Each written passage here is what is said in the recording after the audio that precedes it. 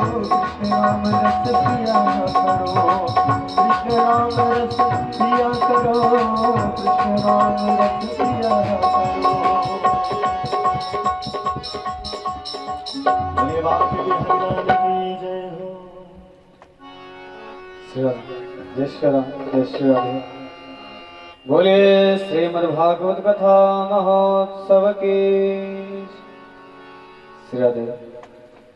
आप सभी के इस पावन क्षेत्र में निरंतर गाई जा रही है दिव्य श्रीमद् भागवत ज्ञान सप्ताह यज्ञ का आज पंचम दिवस पावन शांत बेला हम सभी के बीच पधारी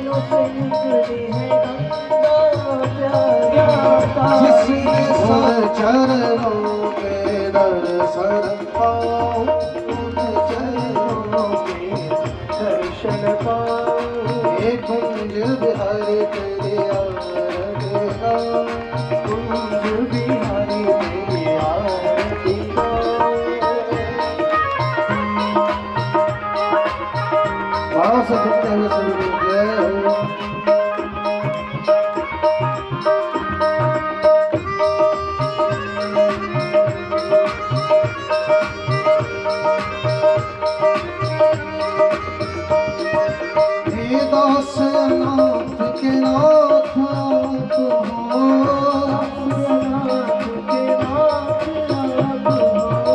सुख दुख जीवन साथ आप हो, उन चरणों में शीश नवा, उन चरणों में शीश नवा, श्री बांके बिहारी तेरे आरती गाऊं, बांके बिहारी तेरी आरती गाऊं। गाइए सब लोग मिलके बजाएं।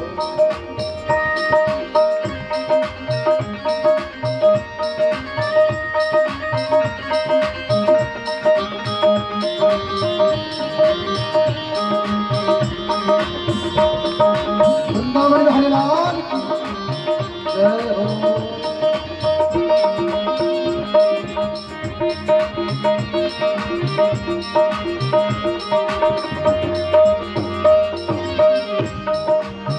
श्री हरिदास के प्यारे तुम हो, श्री हरिदास के प्यारे तुम हो, मेरे मोहन जीवन धन हो, मेरे मोहन जीवन धन हो, तेरी प्यारी छवि नैन में बसा, प्यारी छवि नैन में बसा, ये श्यामा प्यारे तेरे तेरा, आइए श्यामा प्यारे तेरे तेरा, ये कुंज बिहारी तेरे तेरा, कुंज बिहारी तेरे तेरा, श्री बांके बिहारी तेरे तेरा, श्री बांके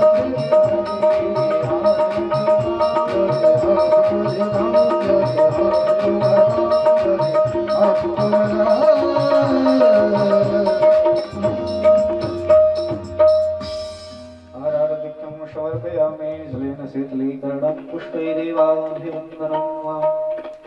ॐ आपदामपहर्तारं दातारं सर्वसम्पदां लोकाभिरामं श्रीरामं भूयो भूयो नमाम्यहम्। अथ मन्त्रपुष्पाञ्जलिः।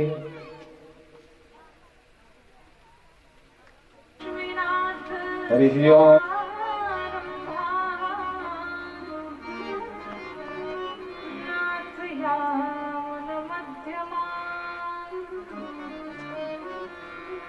अस्मदाचार्य पर्यन्ता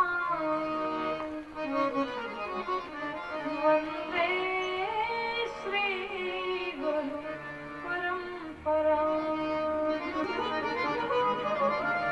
गुरुदेव भगवान की जय हो। हे हनुमान दया के निधान, सुजान करो विनती कर जोड़ी। हे हनुमान दया के निधान, सुजान करो विनती कर जोड़ी। नाथ के नाथ अनाथ के नाथ, यह दास पड़ी शरणागत को। लोकाभिराम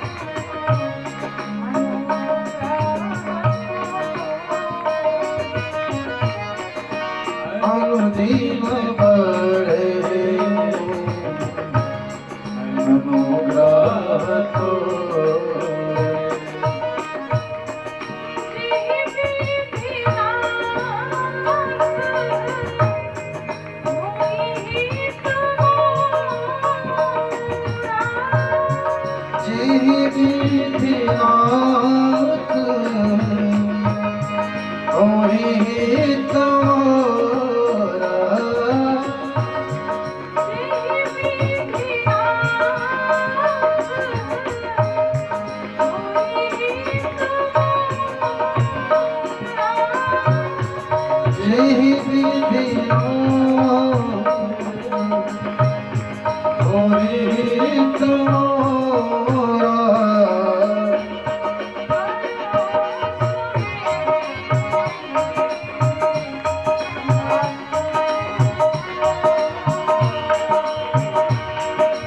करहु सुमे हसमय तोरा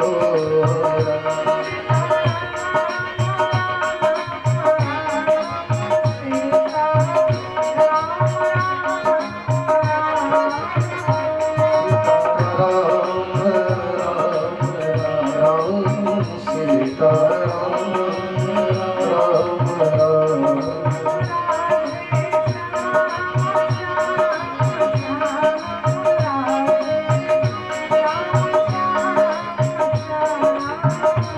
राधे श्याम श्याम श्याम राधे श्याम श्याम श्याम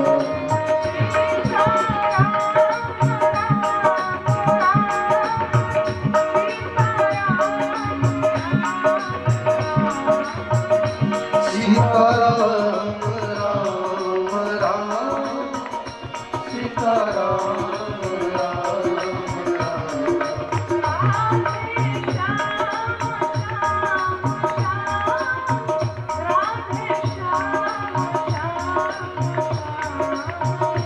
राधे श्याम श्याम श्याम राधे श्याम श्याम श्याम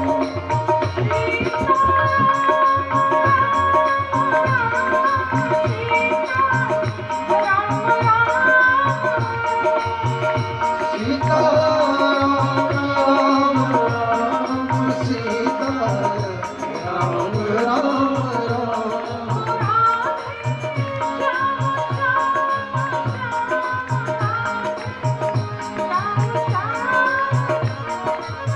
राधे श्याम श्याम श्याम राधे श्याम श्याम श्याम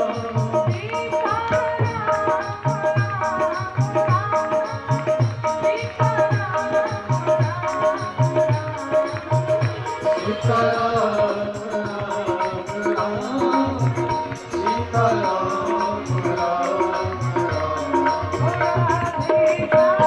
राम राम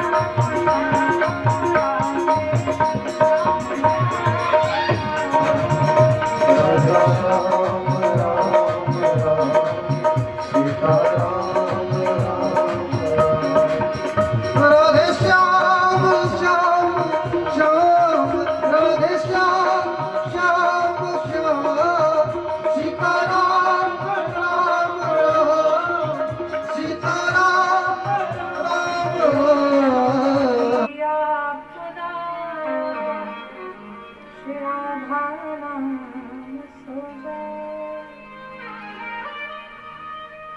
भागवत महाराज की जय हो श्री वेदव्यास जी महाराज की जय हो श्री सुखदेव भगवान की जय हो पूज्य गुरुदेव भगवान की जय हो ओम नमः पार्वती पते हर हर महादेव अनंत आनंद सूर्य ब्रह्मांड नायक जगताधार जगत नियंता भगवान स्वरूप परात्पर परम ब्रह्म कारण करुणावरुणालय श्री भार्य जी के चरणों में बारंबार प्रणाम। भूत भावन भगवान भोलेनाथ श्री हनुमान जी महाराज के चरणों में बारंबार प्रणाम। दूर दराज से आसपास से आए हुए आप सभी अतिथिगणों को सादर प्रणाम, सभी का अभिनंदन वंदन। सभी अनुसुईया मैत्रेयी गार्गी स्वरूपा हमारी माताएं और बहनें, इस सनातन धर्म के सर्वोच्च मंच पर संगत कर रहे हमारे सभी सरस्वती पुत्र भाई, सभी आचार्यगण, सभी संतगण, अतिथिगण, जितने भी लोग यहाँ उपस्थित हैं, आप सभी का इस व्यासपीठ से हार्दिक स्वागत, अभिनंदन। कल की कथा में हम सभी ने मिलकर के भगवान श्री कृष्ण के पावन जन्मोत्सव का खूब आनंद लिया। आज इस कथा के मध्य में बड़ी दूर से चल करके आए, सुल्तानपुर अखंड नगर की पावन धरा से। बड़े भाई अक्कू मालवीय जी, पूज्य महाराज जी, इतनी दूर की यात्रा करके आप कथा के इतने रसिक हैं, इतने प्रेमी हैं, इतनी दूर की यात्रा करके भी आप यहाँ इस कथा प्रांगण में पहुंचे। आपका भी इस व्यासपीठ से हार्दिक स्वागत, अभिनंदन। देखिए, कहते प्रेम होना चाहिए, लगाव होना चाहिए। मैंने आते आते ही कहा कि भैया इतनी धूप है और 150 किलोमीटर से चल के आना ये ठीक नहीं था। तो महाराज जी ने उत्तर दिया कि जब लगाव जिससे हो जाता है फिर वहां दूरी नहीं देखी जाती। कथा से प्रेम है तो दूरी नहीं देखी जाएगी महाराज। धूप बरसात कुछ नहीं दिखेगा, उसे तो सिर्फ और सिर्फ कथा ही दिखेगा। भगवान श्री कृष्ण के जन्मोत्सव में हमने कितना आनंद लिया गया। आनंद आया? किसको किसको आया?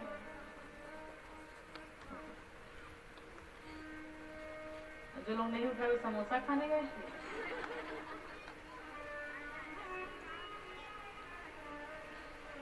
खूब आनंद आया ना? अच्छा, आपसे पूछे कि कितना आनंद आया तो बता पाएंगे क्या? कितना बताएंगे? इतना बताएंगे। और कितना? दोनों हाथ फैला दीजिए, इतना बस, इससे ज्यादा नहीं। पूछा जाए कै खांची कै बोरा, क्या बताएंगे? कोई सीमा है क्या उसकी? अनलिमिटेड है। जो आनंद इन कानों को मिल रहा है, जो आनंद इन मित्रों को मिल रहा है, उस आनंद को कहा नहीं जा सकता, उस आनंद को बताया नहीं जा सकता, जीवा से वर्णन नहीं किया जा सकता। उसका तो महाराज सिर्फ और सिर्फ अनुभव किया जा सकता है। आप कल्पना करिए कि इस कलकाल में बैठ करके हम आप भगवान श्री कृष्ण के पावन जन्मोत्सव का इतना आनंद लिए, हमें आपको इतना आनंद आया। जिसमें भगवान कृष्ण का प्राकट्य हुआ होगा, उन ब्रजवासियों की क्या स्थिति रही होगी, कितना आनंद लिया होगा, कितने बड़भागी रहे होंगे वो गोकुलवासी, वो ब्रजवासी, जहाँ पर साक्षात परमेश्वर ही बालक बन करके नंद बाबा के आंगन में खेल। जो जिसका कभी जन्म नहीं होता, जो निराकार है, जो कभी जन्म नहीं लेता, जो अजन्मा है, उसका जन्म हो गया। किस कारण? भक्त के प्रेम के कारण। भगवान तो भक्त के प्रेम में आकर न जाने क्या क्या कर देते हैं। एक आपको सच्ची घटना सुनाऊं श्रीधाम अयोध्या जी की। कनक भवन गए हैं आप? कनक भवन गए हैं? अयोध्या जी में गए हैं? जो लोग नहीं गए होंगे भगवान से प्रार्थना करिए, प्रभु हमको भी बुलाइए एक बार जीवन में। अयोध्या जी की ये घटना है। भगवान के बड़े भक्त हुए, पंडित जी रहा करते थे वहां। भगवान से संबंध जोड़ रखा था उन्होंने। किसका? बड़े भाई का। राम जी से जाकर के कहते थे कि हम तुम्हारे बड़े भाई हैं, कोई दिक्कत परेशानी हो तो होगी तो बताना। तो दुनिया वाले, अगल बगल वाले सब हंसते, बताओ। भगवान को कहते कि तुमको कोई परेशानी होगी तो बताना, और स्वयं को कहते मैं तुम्हारा बड़ा भाई हूँ। राम, मैं तुम्हारा बड़ा भाई हूँ, कोई चिंता न करना, कोई परेशानी होगी तो मुझे बताना। और लोग उपहास करते। भगवान को कहता है तुम छोटे भाई हो, मैं बड़ा भाई हूँ। समय आने पर तुम्हें कोई दिक्कत समस्या, जिस प्रकार से सांसारिक जीव होता है, बड़े भाई होने का फर्ज निभाता है, उसी प्रकार से पंडित जी भी कहा करते थे, रोज बिहारी जी के पास जाते थे कि चिंता मत करना, कोई समस्या होगी मुझे बताना। तो बड़े भाई का संबंध जोड़ रखा था। एक दिन की बात है कि जो कनक भवन बिहारी जी की पूजा अर्चना वंदना किया करते थे, जो पंडित जी पुजारी जी जो थे, तो एक दिन की बात है कि उनका जो बालक था, उस बालक को कुछ हाथ में पांव में कुछ दाने निकल गए। डॉक्टर के पास गए तो डॉक्टर ने एक आता है, वो भी एक मान लीजिए जहर ही है, नीला थोथा, नाम सुने होंगे, नीला थोथा। तो उन्होंने कहा कि इसमें कुछ और भी बूटियां हैं, जड़ी बूटियां हैं, मिला करके दे देता हूँ, आप जा करके लगा देना, ठीक हो जाएगा वो। पुजारी जी आए घर पे, तो उस बूटी को मिला के बच्चे को शरीर पर लगा दिए। जो बच गया, जो नीला थोथा बच गया, उसको अलमारी में ले जाके रख दिए, अलमारी में ले जाकर के रख दिया। उसी के ठीक बगल में मिश्री रखी हुई, मिश्री समझते हैं ना, मिश्री चीनी रखी हुई थी। रात में बिहारी जी की संध्या वंदन आरती पूजन सब किए, भोग प्रसाद लगाए। रात में जब दूध पिलाने की बारी आई, गिलास का जो दूध था ले गए उसे, उसमें मिश्री मिलाने के लिए कि मिश्री मिला के भगवान को पिला दे। रात के अंधेरे में समझ में नहीं आया, और मिश्री की जगह महाराज नीला थोथा मिला दिया उस दूध में, जहर मिला दिया। और वो मिला करके घोल के ले जाके भगवान ठाकुर जी बिहारी जी के सामने रख दिया और रख करके चले आए, दूध का भोग लगा दिया। अब तो महाराज जैसे भगवान उस दूध का पान किया, पूरा शरीर भगवान का नीला पड़ने लगा, पूरे शरीर में जहर फैलने लगा। जब पूरी मूर्ति काली पड़ गई, बिहारी जी की पूरी मूर्ति काली पड़ गई, भगवान को कष्ट होने लगा, पीड़ा होने लगी, दर्द होने लगा। भगवान चिल्लाने लगे, भैया कहाँ हो, बचाओ, भैया कहाँ हो, बचाओ। अरे तुम्हारा छोटा भाई राम परेशान है, पीड़ा हो रही है, कष्ट हो रहा है, मुझे दुख हो रहा है, मुझे बचा लो। कहाँ? रात में सोए थे पंडित जी, नींद खुली तो देखा भगवान मुझे बुला रहे हैं। कहा राम चिंता मत करो, आता हूँ, परेशान मत हो, आता हूँ। दौड़े भागे पहुंचे बिहारी जी के मंदिर में। बिहारी जी के मंदिर में गए, देखा तो पूरी मूर्ति काली पड़ी है, पूरी मूर्ति काली पड़ी है। कहा तो बड़ी समस्या हुई, क्या करूं?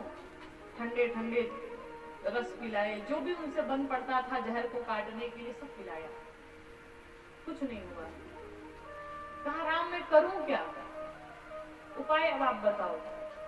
कहा भैया मुझे बड़ी पीड़ा हो रही, बड़ा कष्ट हो रहा है, मेरी जान बचा लो आप। कितने प्यार से भगवान कह रहे हैं, जो सर्व सामर्थ्य है वो भगवान कह रहे हैं मुझे बचा लो, मेरे प्राण संकट में। उन्होंने कहा तुम्हें इसका उपाय क्या है, उपाय बता दो, जो उपाय होगा मैं सो करूंगा। भगवान ने उपाय बताया। कहा उपाय सिर्फ इसका एक ही है, जो जहर मुझे पिलाया गया वो जहर पीना पड़ेगा। पंडित जी ने कहा इतनी छोटी सी बात, अरे इस जहर को पीने से अगर आपके प्राण बच जाए तो ऐसे कई जहर हम पीने को तैयार हैं, लाइए मैं पी लेता हूँ, मैं इस जहर को पीऊंगा। भगवान ने कहा भैया आपके अकेले से जहर पीने से नहीं होगा, इस जहर को तो सवा मन दूध में मिला करके लगभग 1000 लोगों को पिलाओ, तब जाकर के मेरे प्राण बचेंगे, तब जाकर के ये विष कटेगा। महाराज मंदिर के सामने पंडित जी गए और उस दूध को लिया, सवा मन दूध में उस जहर को मिला दिया, ठंडे का दूध रख दिया गया। पूरे अयोध्या में शोर मच गया, भाई इस जहर को जो पिएगा, जितने लोग पी सके पी लो, मेरे प्रभु की जान बचेगी, मेरे प्रभु का संकट दूर होगा, मेरे प्रभु के जो कष्ट है वो दूर होगा। और वहां पर भगवान के पागलों की भीड़ लग गई, पूरे कनक भवन में भीड़ लग गई। महाराज हजारों की संख्या में श्रद्धालु पहुंचे, हम जहर पिएंगे, हम जहर पिएंगे, हम जहर पिएंगे।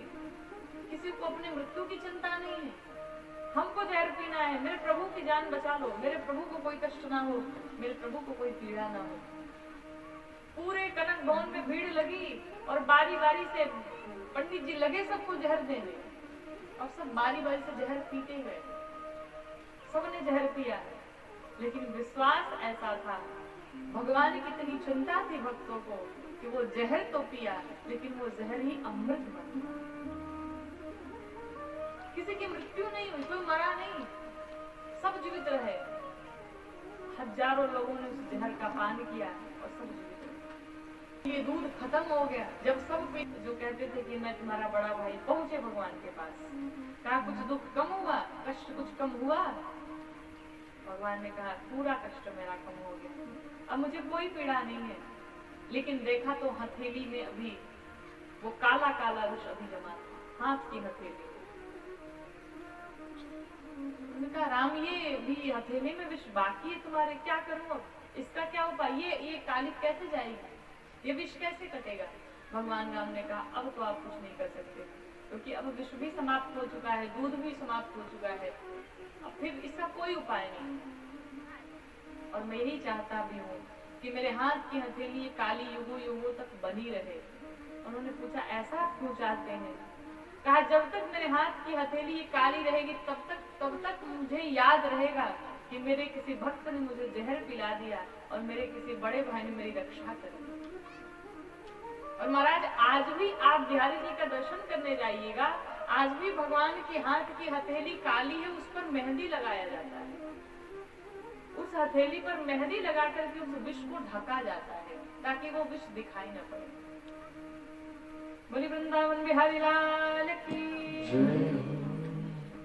और ये कोई सतयुग द्वापर त्रेता की बात नहीं कर रहे हैं, ये आपकी इसी कलयुग की घटना है, सत्य घटना है। कहने का अर्थ ये है, कहने का तात्पर्य ये है कि आपको लगता है कि भगवान नहीं है, आपको ऐसा विश्वास होगा, लेकिन ऐसे हजार घटनाएं हुई हैं इसी कलिकाल में। ऐसे ऐसे भक्त हुए जिनके समक्ष स्वयं नाथ जी को आना पड़ा, भगवान को आना पड़ा, सिर्फ प्रेम के कारण। यहाँ मेरे गोविंद भी चले आए नंद बाबा के घर में, जिसका कभी जन्म नहीं होता, चले आए।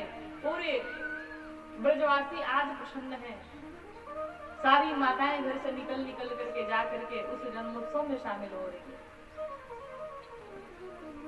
नंद जी के घर ये नंदोत्सव जन्मोत्सव 6 महीने तक चलता ही रहा। जो 80 साल की बुढ़िया मैया थी वो भी आज श्रृंगार करके घर से बाहर निकली। लेकिन प्रेम में इतनी पागल है भगवान के कि जिसको आंखों में काजल लगाना था, आंखों में लाली लगा लिया, होठों पे काजल लगा लिया। और 80-85 साल की बुढ़िया भी चल पड़ी, जाकर के भगवान का आज सभी दर्शन करते हैं, सभी भगवान को देख करके आनंदित हैं। इस उत्सव में आज मेरे प्रभु भोलेनाथ महादेव भी पहुंचे। जब जब भगवान का अवतार होता, भगवान शंकर दर्शन करने अवश्य पहुंचते। भगवान शंकर भी पहुंचे दर्शन करने के लिए। भगवान शंकर जब दर्शन करने गए, नाम अपना रख लिया शंकरानंद, स्वरूप बना करके बाबा पूछे, अरे मैया हमको दर्शन कराए थे। मैया यशोदा ने जैसे ही देखा भगवान शंकर को, वे विकराल जटाएं, बड़ी बड़ी जटाएं, लंबी लंबी जटाएं, गले में सर्प की माला पहने हुए 20-25-30 सर्प ऐसे गले में फन निकाले बैठे हुए हैं। मैया यशोदा ने कहा हमारी ये उम्र होगी 75 साल की मैं हो गई, और आपको देख करके जब मैं भयभीत हो रही हूँ तो मेरा लाला तो जन्म लिया है, अभी तो पैदा हुआ है, हम ना दर्शन कराएंगे आपको। बाबा ने कहा मैया आज तो हम दर्शन करके ही जाएंगे। मैया ने कहा चाहे जो हो जाए मैं दर्शन नहीं कराऊंगी। बाबा ने कहा अगर नहीं दर्शन कराओगी तो मैं यहीं बैठा रहूंगा, इसी दरवाजे पे बैठा रहूंगा, जाऊंगा नहीं। मैया ने कहा ऐसे ऐसे हमारे घर में 15 दरवाजे हैं, आप इस दरवाजे पे बैठे रहोगे, मैं दूसरे दरवाजे से निकल जाऊंगी। बाबा ने कहा कोई बात नहीं, आप दूसरे दरवाजे से निकलोगे, मैं 12 वर्ष तक यहीं समाधि लगा के बैठ जाऊंगा। मैया ने कहा आप 12 वर्ष बैठोगे, मैं 24 वर्ष तक कन्हैया को बाहर नहीं निकलने दूंगी घर में से, लेकिन तो को दर्शन नहीं कराऊंगी मैं।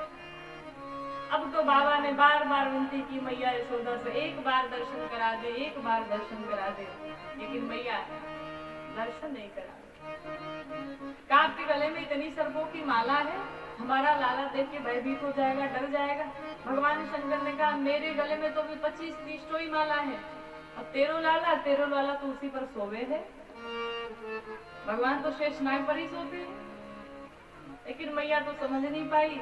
बाबा ने बार बार विनती की, अरे मैया दर्शन कराए दे, नहीं दर्शन कराए। भगवान शंकर ने कहा भाई सोच लो, हम जा रहे हैं, फिर अंतिम बार कहते दर्शन कराए दे। मैया ने कहा चाहे जो हो जाए नहीं कराऊंगी। बाबा चल पड़े। अब बाबा चल पड़े, जाकर के वन में बैठ गए, लगे तपस्या करने, लगे तप करने। और जैसे भगवान शंकर गए, मैया यशोदा कन्हैया जी को लेकर के जैसे आई, कन्हैया जी लगे जोर जोर से चिल्ला चिल्ला करके रोने। मैया ने सोचा बड़ा जादूगर है बाबा, यहाँ था तो कन्हैया हंस रहा था, और जैसे ही बाबा गया न जाने कौन सा जादू टोना कर दिया, हमारा लाला रोने लगा। सखियां आई, महारानी क्या हुआ क्या हुआ। मैया यशोदा ने कहा भाई देखो ऐसी ऐसी घटना है, वो बाबा आया था कोई, गले में सर्पों की माला लटकाए, भभूति लगाए, भस्म लगाए, विकराल जटाएं हैं उसकी, और उन्होंने लाला को मांगा, हमने न्याय दियो। तो ये स्थिति है, कन्हैया आज रोवे ही जा रहे। एक काम करो, जाकर के बुला के लाओ उसे, न जाने कौन सा जादू कर दिया। दासियां पहुंची, जाकर के बाबा से विनती करती, बाबा चल चलो हमारे यहाँ, चलो एक बार दर्शन तो कर लो, न जाने हमारे लाला को कहा है। भगवान शंकर ने कहा तुम्हारी यशोदा मैया ने मुझे मना कर दिया, अब तो मैं नहीं जाऊंगा, मैं नहीं जाऊंगा। दासियों ने बड़ा निवेदन किया, कहा एक शर्त पे जाऊंगा। क्या शर्त है? जब यशोदा मैया हमारे गोद में कन्हैया को देंगी तभी जाऊंगा। सखियां लेकर के आई भगवान शंकर को। जब बाबा आए, मैया यशोदा फिर देख करके डर रही है, कहीं गोद में तो नहीं दूंगी, दूर से ही दर्शन करना है तो कर लो। बाबा ने कहा फिर मैं वापस चला जाऊंगा। अब मैया डरते डरते भगवान शंकर के गोद में कन्हैया जी को देती है। भगवान शंकर कहते हैं कि जुग जुग जीवे रे यशोदा मैया तेरो ललना, जुग जीवे रे यशोदा मैया तेरो ललना,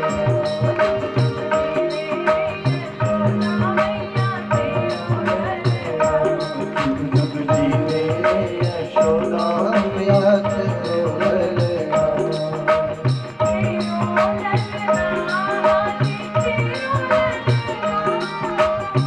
तेरो ललना मैया तेरो ललना,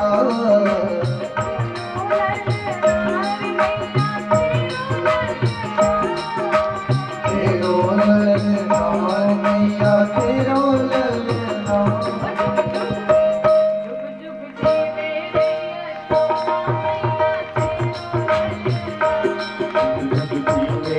यशोदा मैया तेरो ललना। वहाँ से गाइए सभी।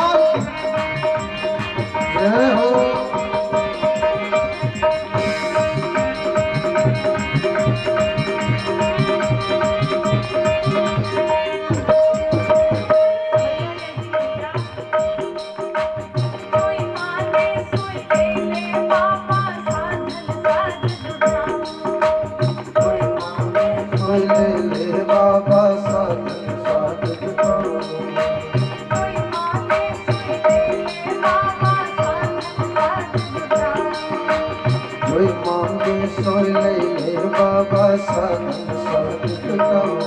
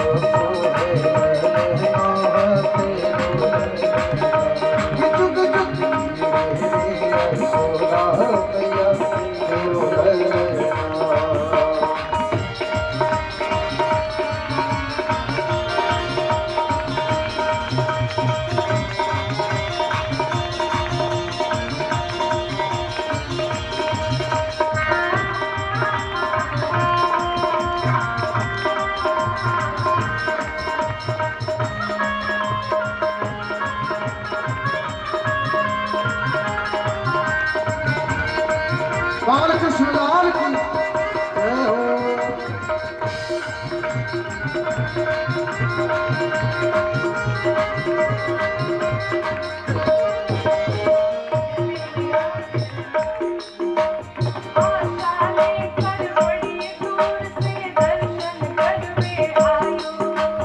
आशा लेकर बड़ी दूर से दर्शन करके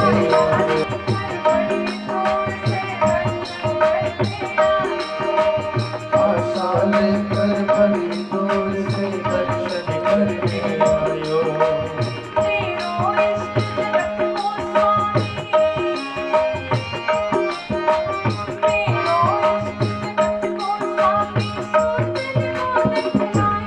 हाँ सो तुम दो दिखलायो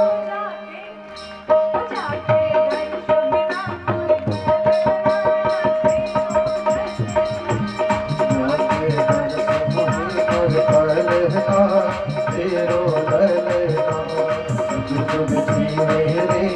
सोदा मैया तेरो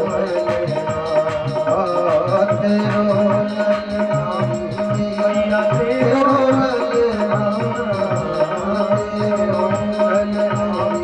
मैया तेरो सोदा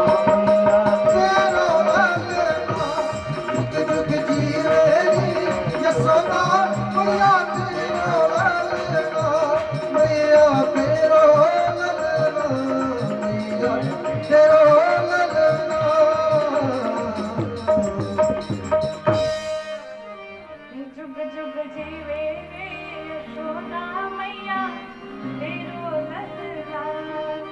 भगवान शंकर ने कन्हैया जी को गोद में लिया, जैसे ही गोद में लिया भगवान लगे मुस्कुराने देखते हुए। मैया सोचने लगी बड़ा जादूगर है, वाकई में लगता है कोई टोना वोना करके चला गया। मैया ने कहा महाराज एक बात बताओ, अभी तो ये बड़ा मुस्कुरा रहे हो,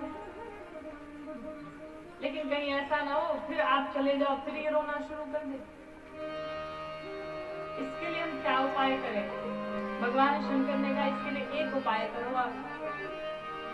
जब कभी भी आप अपने लाला को स्नान कराना तो उस स्नान का जो जल हो वो मेरे सिर से होकर के जाए, मेरे माथे से होकर के जाए। अगर ऐसा प्रतिदिन होता रहेगा तो ये लाला आपका कभी नहीं रोएगा। मेरी एक मूर्ति बनवाओ और प्रत्येक दिन इनके स्नान का जल मेरे माथे पर से होकर के जाए। और वहीं पर माँ यशोदा ने अपने घर में भगवान शिव के शिवलिंग की स्थापना की, जिसे आप नंदेश्वर महादेव के नाम से जानते हैं। बोलिए नंदेश्वर महादेव की जय हो। भगवान शंकर की ये लीलाएं चली, भगवान दर्शन करके चले गए। गोकुल में 6 महीने तक ये उत्सव चलता रहा, सभी आनंदित है, सभी प्रसन्न है। इधर कंस बड़ा परेशान है, कृष्ण को हम मार नहीं पाए, कहाँ है वो, किसके घर पे होगा। सभा बैठाई और अपने जितने दुष्ट राक्षस थे सभी को आदेश दे दिया, ब्रज में 1 महीने के भीतर जितने बालकों ने जन्म लिया हो सबका वध कर डाला। कहा हम जाएंगे। कंस ने कहा तुम जाओगे तो तुमको वैसे ही सब पहचान जाएंगे, राक्षसी हो, काला काला चेहरा है, बड़े बड़े दांत है। पूतना ने कहा भाई दांत कटवा लेंगे, और रही बात काले काले चेहरे की तो घूंघट ले लेंगे, घूंघट में कौन देखने जाएगा। पूतना ने कहा भैया आप चिंता न करो, मैं जाती हूँ। मेरे कन्हैया भी मात्र 7 दिन के हुए थे, मात्र 7 दिन के, और तभी पूतना पहुंची भगवान के पास। पूतना कौन है? तो पूतना कहते हैं अविद्या को। पूतना आई कब? चतुर्दशी को। हमारे भीतर जो पूतना है, कौन कौन? 5 ज्ञानेंद्रियां, 5 कर्मेंद्रियां और 4 जो है मन बुद्धि चित्त और संस्कार। यही पूतना है, और यही पूतना पहुंची भगवान कृष्ण के पास। उत्सव चल रहा है, 50,000 जा रहे हैं, 50,000 आ रहे हैं, कौन किसको देखने जाए, कौन पहचानने जाए। पूतना का वो विशाल स्वरूप, विशाल शरीर घूंघट लगाए आई।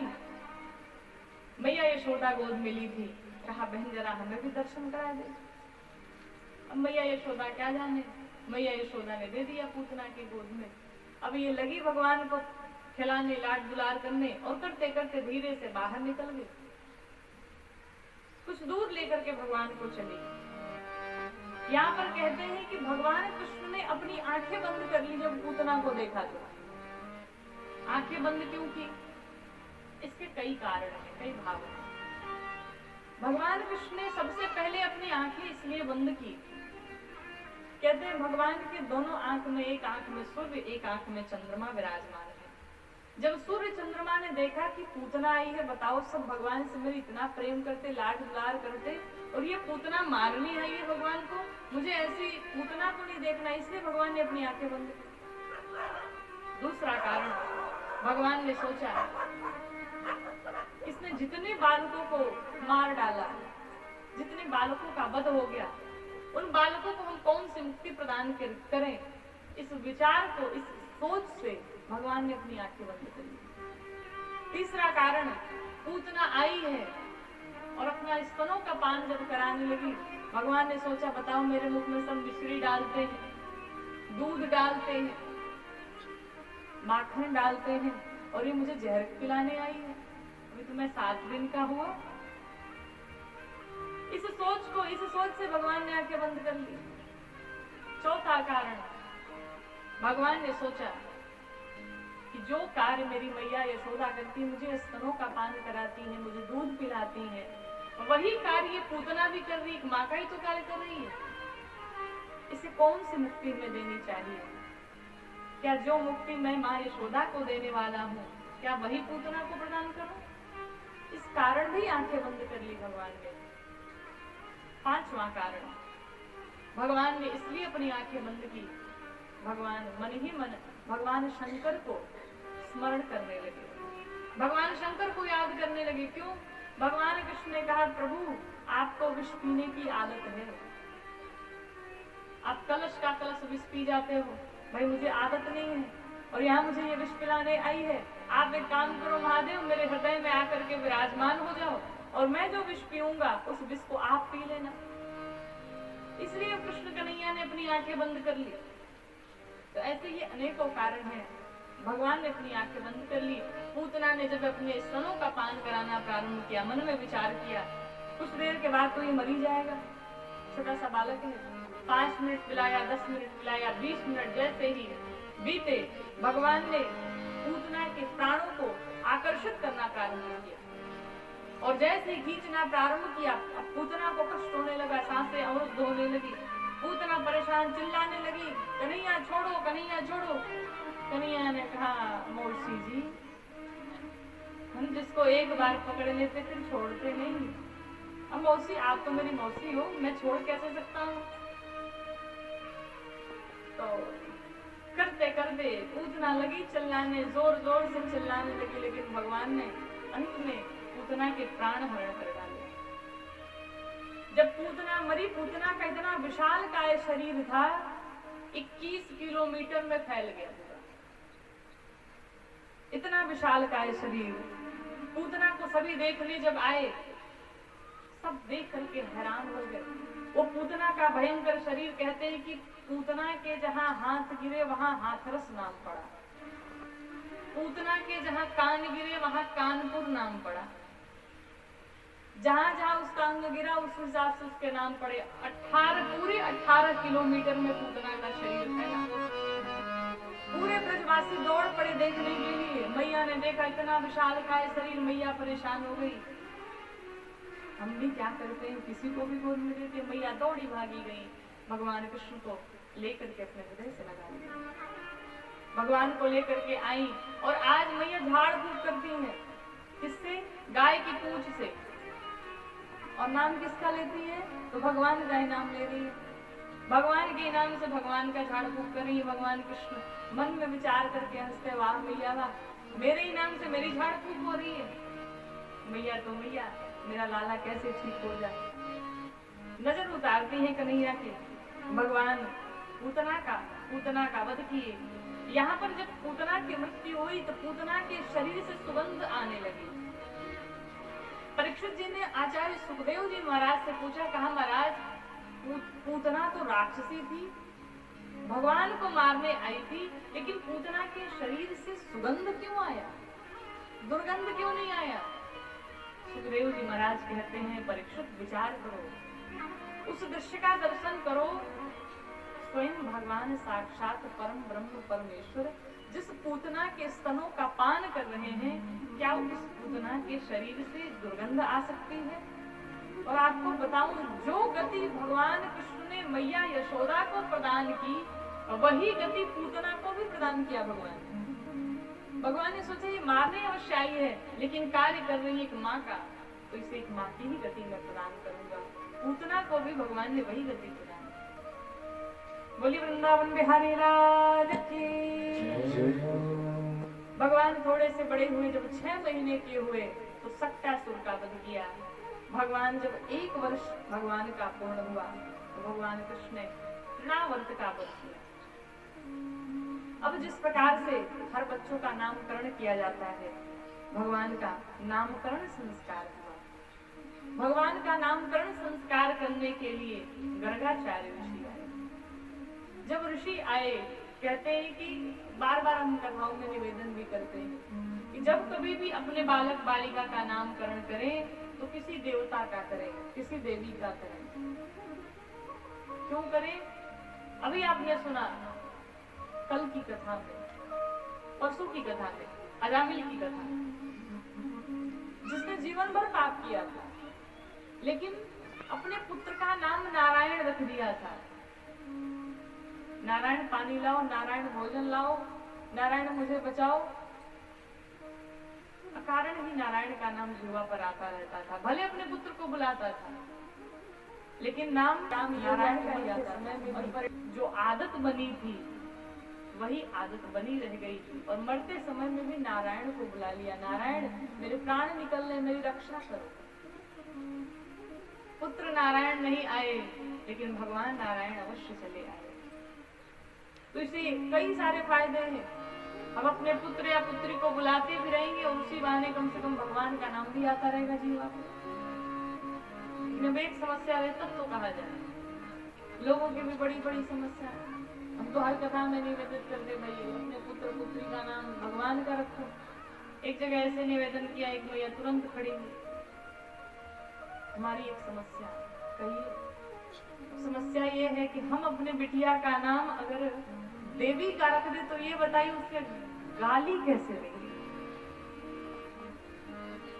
गाली कैसे देंगे? ये भी कोई समस्या है। ये भी तो आप सोचो कि अगर आपने देवी देवता का नाम रखा तो जो तो मुक्ति मिलेगी, जो हमारा बन रहा है सो तो बनेगा ही, उसी बहाने कम से कम गाली भी तो बंद हो जाएगी। ये सोचेंगे भाई इसका नाम देवी का है, इसका नाम अगर गाली देंगे तो भगवान को गाली पड़ेगी, उसी बहाने गाली भी बंद हो जाएगी। लेकिन लोगों के प्रश्न भी विचित्र विचित्र होते हैं, समस्याओं का निवारण नहीं हो सकता। लेकिन जब कभी अपने पुत्र पुत्री का नाम रखें तो सार्थक नाम रखना चाहिए, जिससे कोई अर्थ निकल सके, निरर्थक नाम नहीं रखें। भगवान का नामकरण संस्कार करने के लिए गर्गाचार्य ऋषि आए।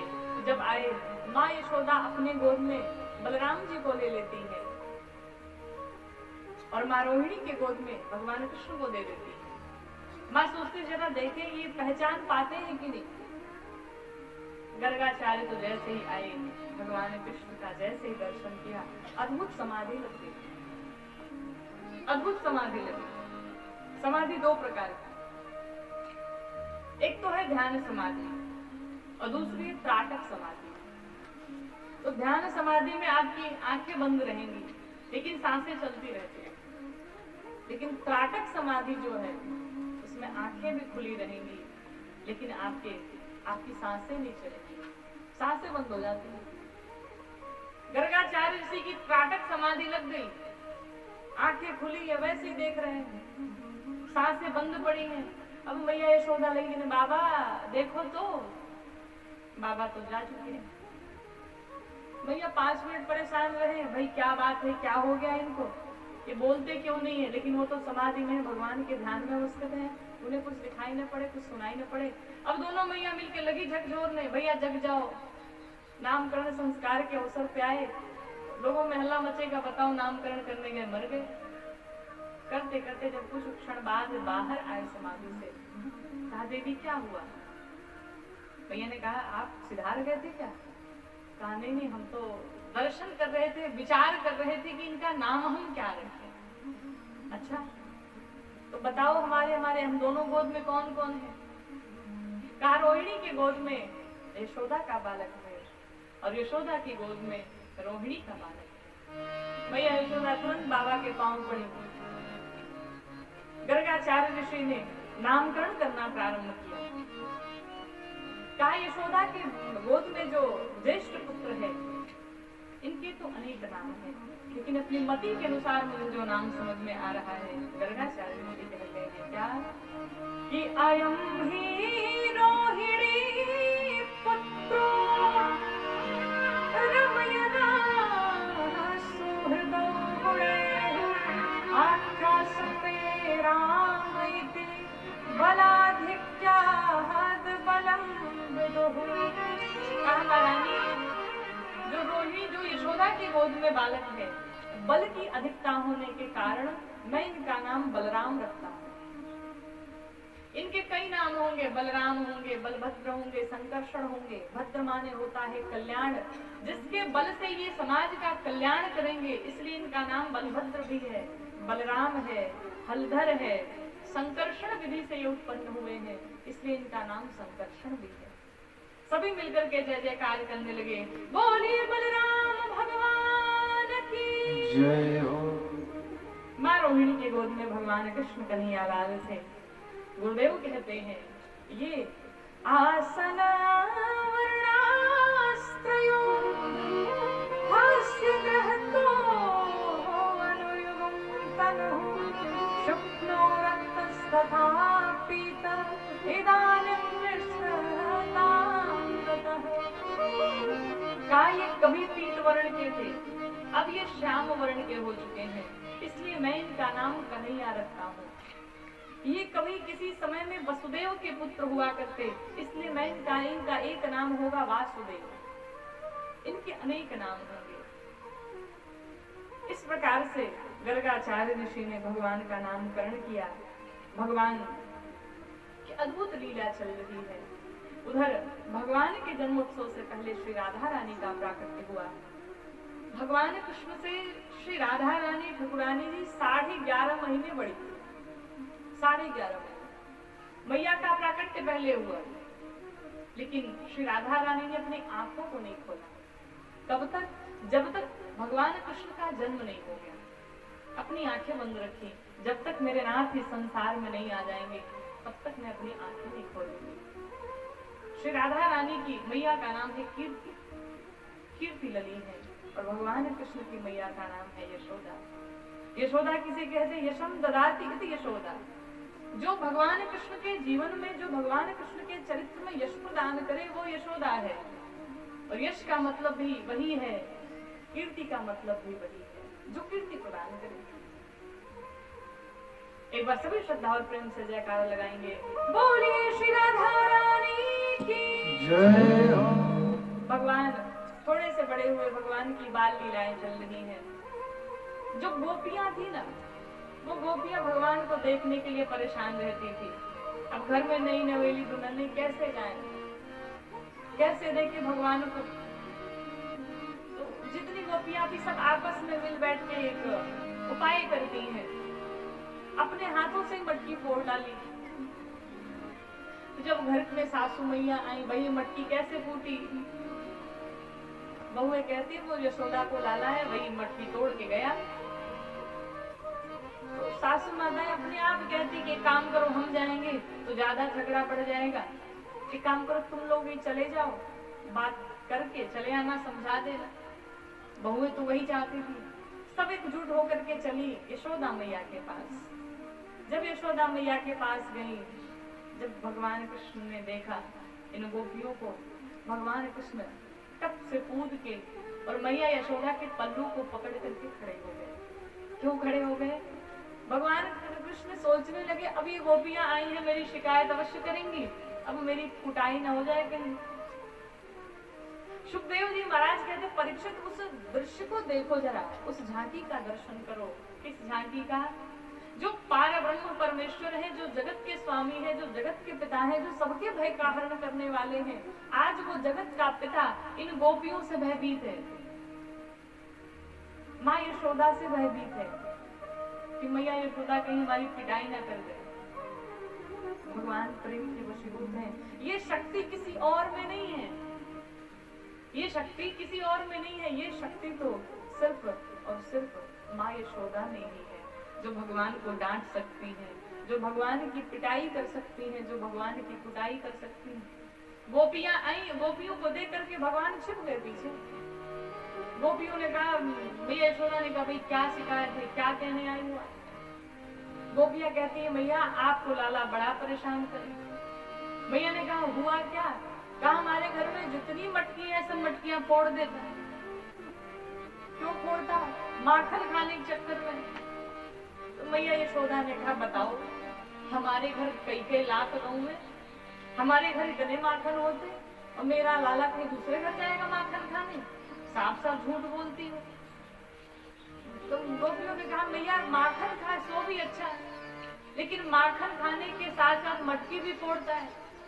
अच्छा चलो हम सब कोई बात नहीं, मटकी भी फोड़ ले, लेकिन कहते हैं लाला आज तुझे बढ़िया से माखन खिलाते हैं, बढ़िया से थाली में परोस देते हैं माखन, तुझे कहता है कि मुझे ऐसे माखन नहीं खाना, मुझे तो चोरी करके माखन खाने में आनंद आता है, और जो आनंद चोरी करके माखन खाने में आता वो ऐसे नहीं मिलता।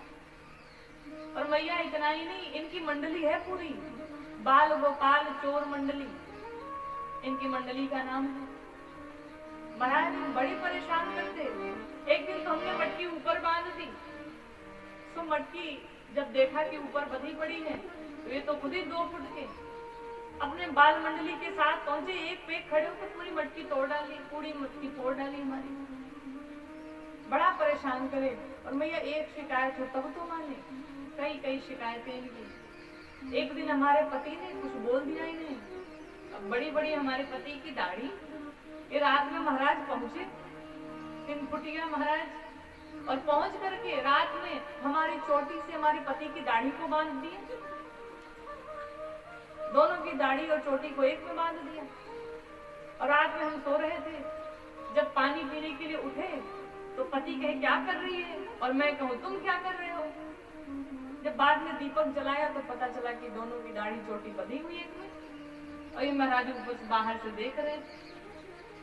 महारानी इतना ही नहीं, एक दिन हमने कुछ डांट दियो, कुछ बोल दियो, हमने कहा हम अपने घर में सत्यनारायण भगवान की कथा कराएंगे, तुम्हें नहीं बुलाएंगे।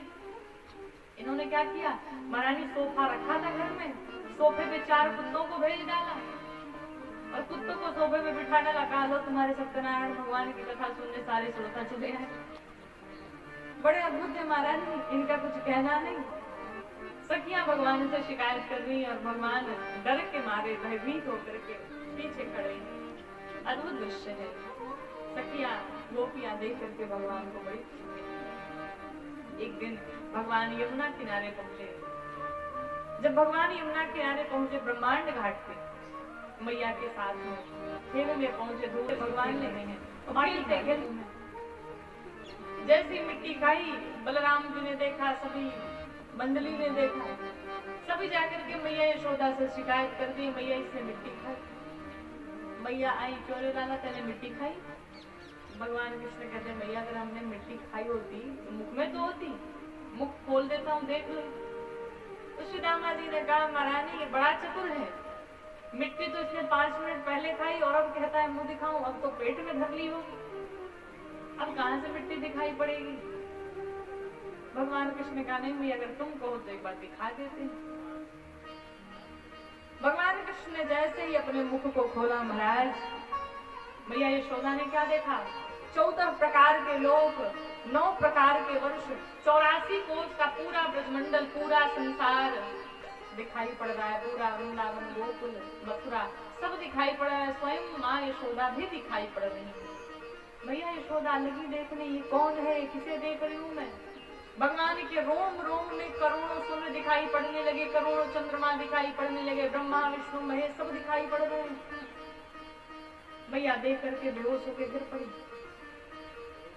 मैया की जब मूर्छा टूटी, भगवान कृष्ण ने अपनी माया को बुलाया, कहा इन्होंने जो भी देखा सब भूल गया, सब मैया भूल गई, सबका विस्मरण हो गया। मैया ने कहा अभी अभी हमने कुछ देखा। भगवान कृष्ण ने कहा क्या देखा? कहा अभी अभी कुछ देखा, मैं याद नहीं आ रहा क्या देखा। भगवान ने कहा आपने कुछ नहीं देखा, आप तो मिट्टी देख रही थी, तो देख लो मैंने मिट्टी तो खाई नहीं। भगवान को लेकर के फिर घर आई। भगवान बाल लीलाएं उनकी चल रही है। भगवान ऐसे ही मिट्टी वैसी मटकी फोड़ दिया करते। एक दिन भगवान बैठे बैठे थे, भगवान ने सोचा कुछ लीला की जाए, तो मैया यशोदा के पास बैठे बैठे भगवान कहते मैया आज तो मुझे ताजा ताजा माखन खाना है। मैया ने कहा लाला कल का माखन पड़ा हुआ है, आज सुबह खिलाती हूँ। भगवान ने कहा नहीं मुझे आज के तो ताजे ही माखन चाहिए, मुझे बासी नहीं चाहिए। अब मैया ने कहा जिद क्यों करता है, अरे तुझे माखन खिलाती हूँ, कल के बहुत सारे पड़े हैं। भगवान ने कहा मुझे ताजी चाहिए। मैया ने कहा माखन के चक्कर में क्यों पड़ा है, तुझे माखन से भी सुंदर चंदा ला के दूंगी। अब तो भगवान माखन भूल गए, मैया मुझे तो चंदा ही चाहिए, मुझे तो चंदा ही चाहिए। ये चंदा मामा कहाँ मिलेंगे, मुझे चंदा मामा ही चाहिए, चंदा मामा ही चाहिए। लगे रट लगाने। मैया बड़ी परेशान। मैया ने कहा अरे लाला तो चंदा मामा चक्कर में क्यों पड़ा है, तुझे तो चंदा से भी सुंदर बहू ला के दूंगी मैं। अब भगवान ने कहा मैया मुझे तो बहू ही चाहिए। मैया ने कहा लो हुई बात, 2 फुट के हुए नहीं, इन्हें बहू चाहिए अभी से। मैया मुझे तो बहू ही चाहिए, मुझे तो बहू ही चाहिए। अब मैया से भगवान जिद करने लगे कहने क्या कि राधिका गोरी से विरज के छोरी से, राधिका गोरी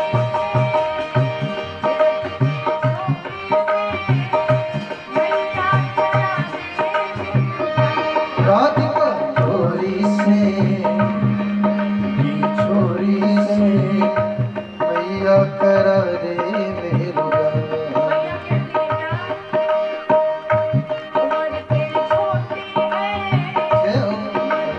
छोटी है, नजर तेरी छोटी है,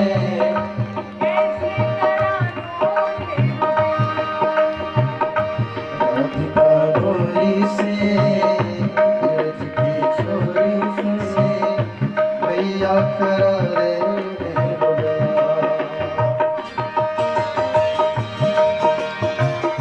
गाँव से गुटके में सिर लगाइए, मीठी मीठी कभी सेवा करते हुए राधा रानी की जय हो।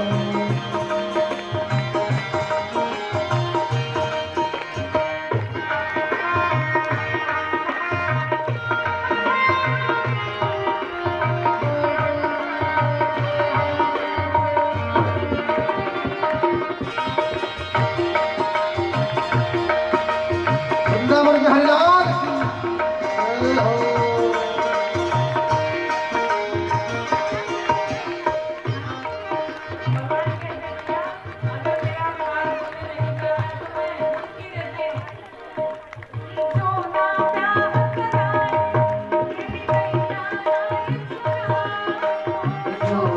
ब्याह कराए तेरी गैया नाही चराए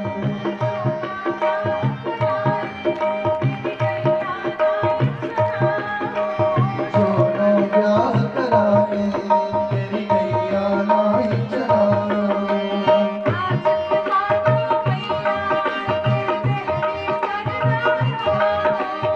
आज के बाद दूर दिया तेरी देहरी कर माझा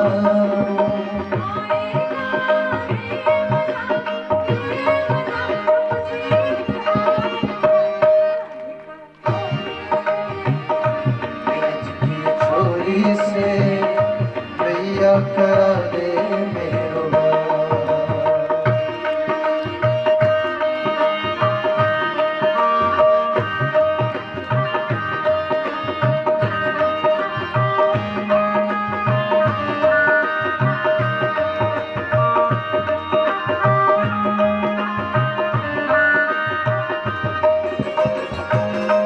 भाव से तुम दर्शन करी दे हो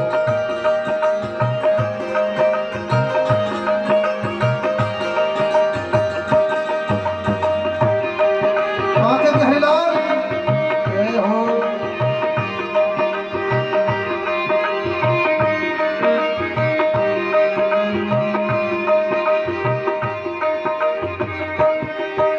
विचार करो क्या छोटी सी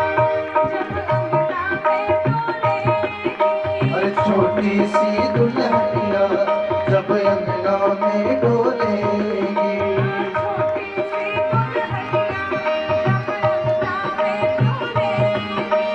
छोटी सी दुल्हनिया जब अंगना में डोलेगी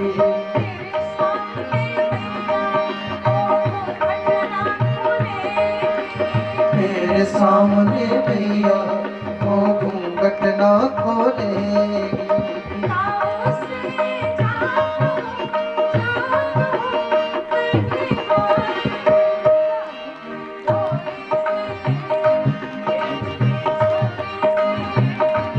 गोरी से ब्रज की छोरी से मैया करा दे मेरो भाई बंधन पर तेरा गोरी से ब्रज की छोरी से मैया करा दे मेरो भाई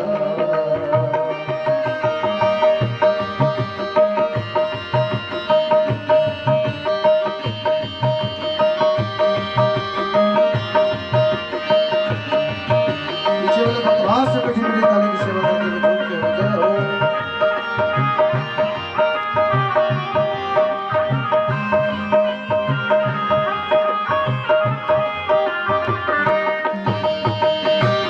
राधा रानी की जय हो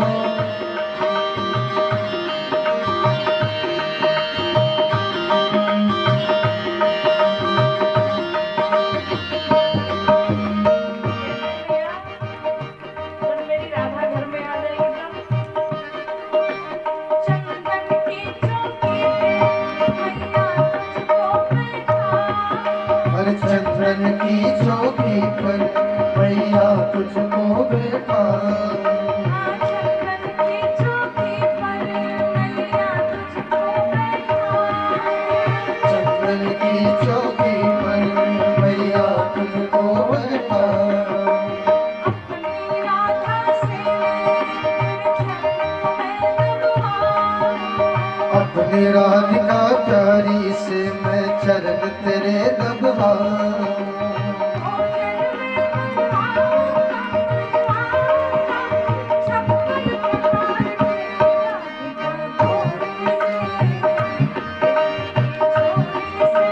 राधिका गोरी से ब्रज की छोरी से मैया करा दे गोरी से ब्रज की छोरी से मैया करा दे मैया करा दे मैया करा दे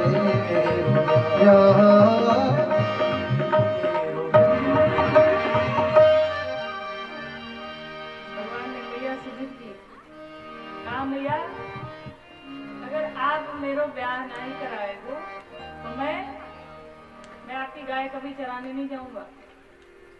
मैया ने कहा इसमें कौन सी बड़ी बात है, तुम नहीं जाओगे हम बलराम को भेज देंगे।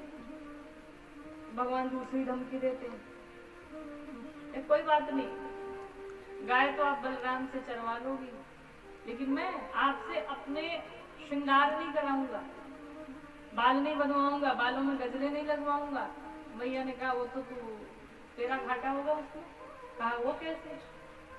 मैया यशोदा कहती कि तू बाल नहीं बनवाएगा, तू श्रृंगार नहीं करवाएगा, तू पहले से काला कलूटा कर लिया है, वो तो मैं जरा बढ़िया से पाउडर लगा के तुझे सुंदर बना देती हूँ, उसमें तेरा ही भला है। भगवान कृष्ण बातें ही कर रहे थे, मैया ने सोचा चलो कुछ अब काम कर लेते हैं। मैया ने भगवान कृष्ण को अपने गोद से उठा करके नीचे बिठा दिया।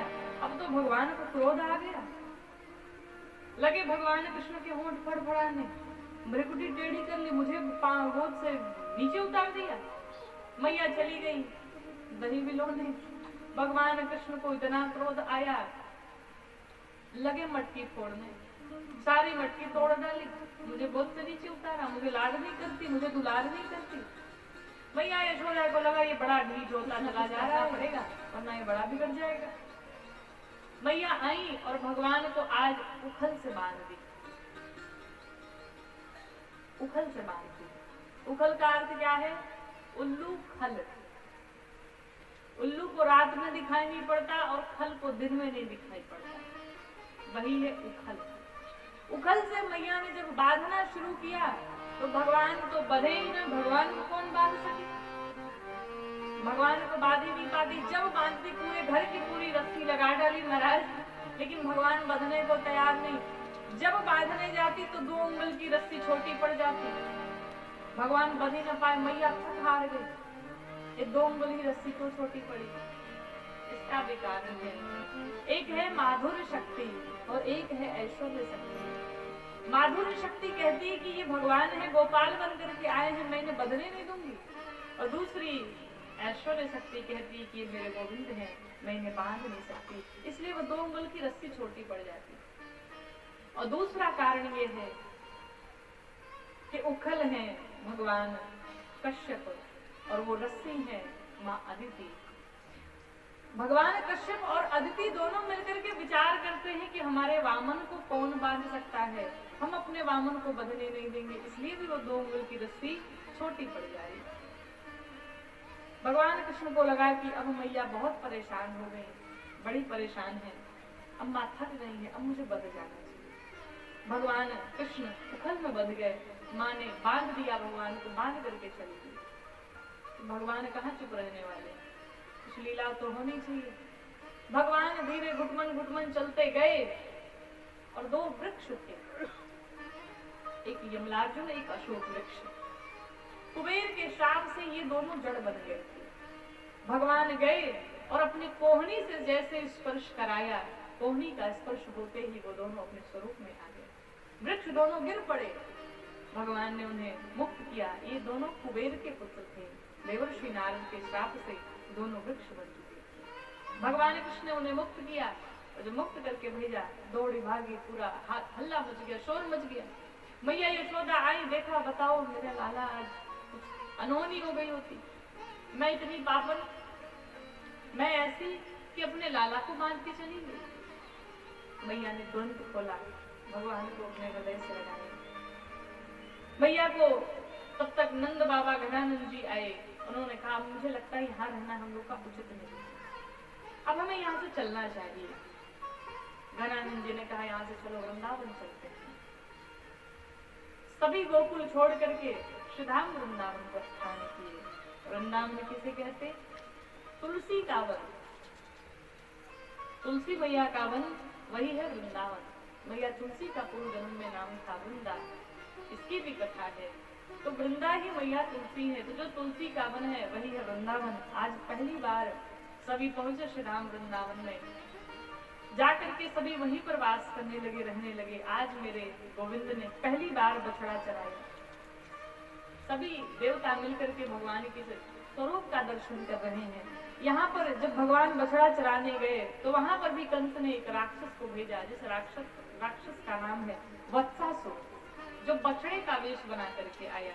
भगवान ने उसका भी वध किया। एक फिर राक्षस आया जिसका नाम है बकासुर, बक बन के आया। भगवान कृष्ण ने उसका भी उद्धार किया। अगला एक राक्षस आया, उस राक्षस का नाम है अघासुर। अघासुर बड़ा सा अजगर बन के आया, इतना भयंकर, इतना विशाल कि अपने मुख को खोल रखा था। तो जितने भगवान के साथी थे, जितने मित्र थे, आज भगवान सबके साथ पहुंचे, खेल रहे हैं, क्रीड़ा कर रहे हैं। तो बाल गोपालों ने सोचा उस अजगर को देख करके लगता है कोई बहुत बड़ी गुफा है, कोई विशाल गुफा है। सब आपस में कहते चलो ना इस गुफा के भीतर चलते हैं। भगवान कृष्ण कहते रहे मान जाओ, गुफा के भीतर मत जाओ। लेकिन बाल सखा नहीं माने और उस अजगर के भीतर प्रवेश कर दिया। अजगर के भीतर जब गए, भगवान सोच में पड़ के बताओ, सभी अजगर के भीतर चले गए, इन्हें छुड़ाना पड़ेगा।